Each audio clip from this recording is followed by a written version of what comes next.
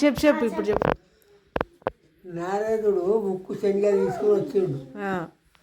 ట్యాంకి పార్వతీదేవి ట్యాంకి వచ్చిండు. అవి గుడాలు చేసి ఇవ్వమన్నాడు. కాలేదు గుడాలు. లక్ష్మికి ఇచ్చాడు. లక్ష్మి కాలేదు. సరస్వతికి ఇచ్చాడు. సరస్వతి చేయలేదు. చక్కగా భూలోకం వచ్చి సత్యాంశ తాగిపోయిండు.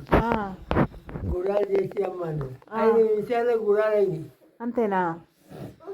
అవి తీసుకొని పోయిండు. పార్వతికి ఇచ్చిండు, లక్ష్మికి ఇచ్చాడు, సరస్వతికి ఇచ్చాడు.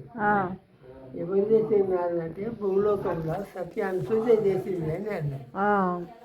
అంటే వాళ్ళు మేము గామా సత్యాంశులు సత్యవంశనం గామా అని అప్పుడు వాళ్ళ ముగ్గురు వినిపించింది. ఈశ్వరుని, బ్రహ్మను, సరస్వతిని, ఎవరి మొదలు వాళ్ళు భూలోకంలో పోయి సత్యాన్ని చేస్తే భిక్షం పెట్టమని దాన్ని భిక్షం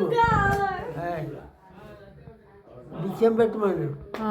భిక్షం పెట్టమంటే కానీ వాళ్ళు ఏం చెప్పారు, మిసి బత్తరు వచ్చి పెడితే తీసుకెళ్ళండి, దేవుడికి శాపం పెట్టండి.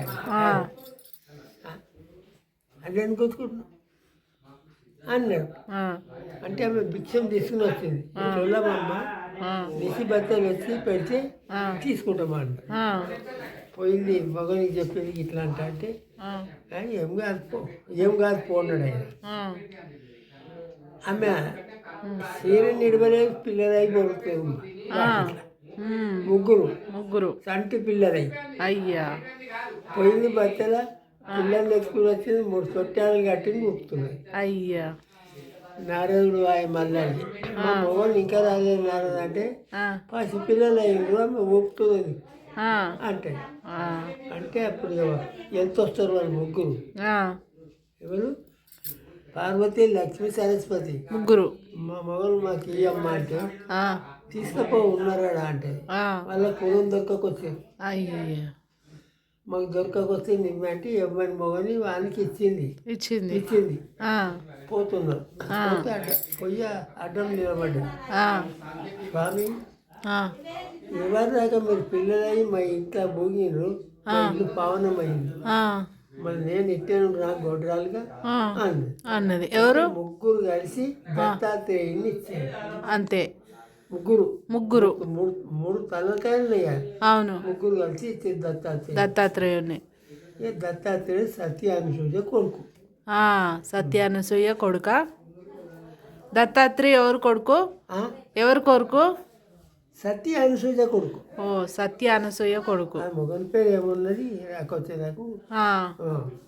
దత్తాత్రేయుడు సత్యానుసూయ కొడుకు. అబ్బా, 3 మూర్తులు ఇచ్చారు.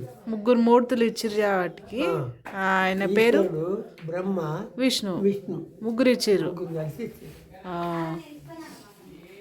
మంచి స్టోరీ చెప్పినావు తాత. మాకు ఎప్పటికి ఎట్లా పుట్టిండు అనేది మాకు తెలియజేసినావు.